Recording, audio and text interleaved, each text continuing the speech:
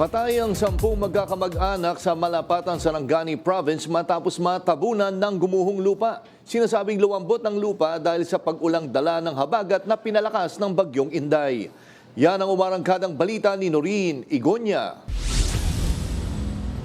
Hindi pa man nakabangon sa epekto ng magnitude 7.8 na lindol isang buwan ang nakaraan, muling sinubok ang mga residente sa bayan ng Malapatan, Sarangani Province matapos ang pagbaha kahapon at nakaranas na naman ang pagguho ng lupa sa Sitio Fundao, Barangay Poblacion, alas 3 ng madaling araw kanina kung saan 2 pamilya ang natabunan. Sa video, manu-manong hinukay ng mga residenteng ito ang mga bangkay ng mga biktima. Ayon sa report ng MDRRMO Malapatan, binisita lang ng magkakamag-anak ang kanilang sakahan sa lugar at doon na rin natulog, ngunit sa kasamaang palad, doon na rin sila naabutan ng landslide. 7 bangkay ng mga biktima ang narecover ng rescue team kaninang umaga.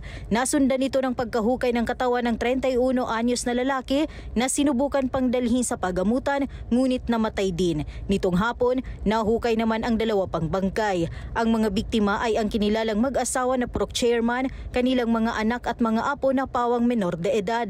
Nasa iisang bahay lang ang magkakaanak kaya magkakasama din silang natabunan ng gumuhong lupa. Nahukay na natin lahat. Ang patay talaga na doon galing sa hukay is 9. Kanina, meron kaming pasyente, kasi buhay pa man yun, nung dinala namin sa hospital, dead on arrival na. Mahulog na ito na 10 na talaga ang casualty na patay. 2 pamilya na magkakamag-anak, may mga bata, matatanda. Sa ngayon ay patuloy pa ang clearing operation sa lugar. Samantala, sa bayan naman ng Talayan, Maguindanao del Sur, patuloy din ang search, rescue and retrieval operations para sa nawawalang matandang lalaki matapos tangayin ng rumaragasang tubig baha sa Talayan River. Ako si Noreen Igonya ng PRTV News, nagseserbisyo para sa Pilipino.